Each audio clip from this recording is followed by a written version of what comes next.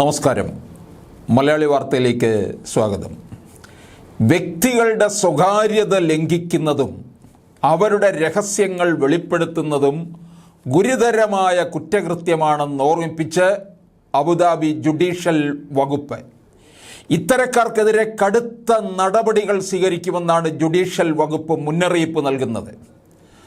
Social media അതിവേഗം വളർന്നുകൊണ്ടിരിക്കുന്ന ഈ സാഹചര്യത്തിൽ ഇത്തരം കുറ്റകൃത്യങ്ങൾ വലിയ തോതിൽ ഉയരുന്നുണ്ടെന്നാണ് കണക്ക്. നിരവധി പേരാണ് സ്വകാര്യത ലംഘനത്തിന് ഇരയാകുന്നത്.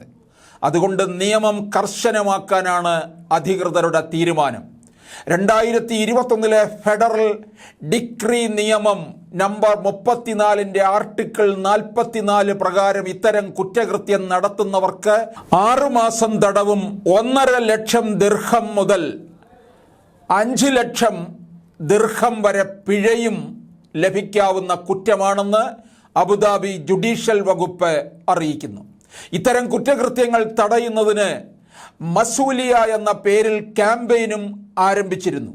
സോഷ്യൽ മീഡിയയിൽ അടക്കം വീഡിയോ പ്രചാരണം ശക്തമാക്കിയിരുന്നു.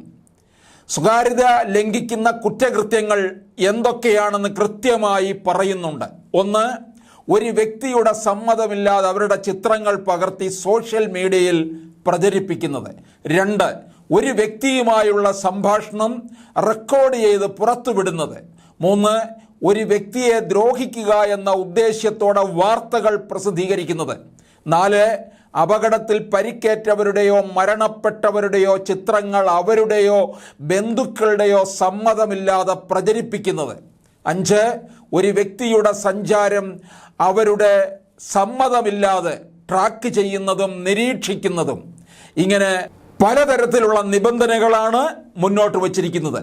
ഇത് തെറ്റി മുമ്പോട്ട് പോയി കഴിഞ്ഞാലുള്ള ശിക്ഷയാണ് അവിടെ ഇപ്പോൾ കൂടുതൽ പ്രചരിപ്പിച്ചു കൊണ്ടിരിക്കുന്നത്.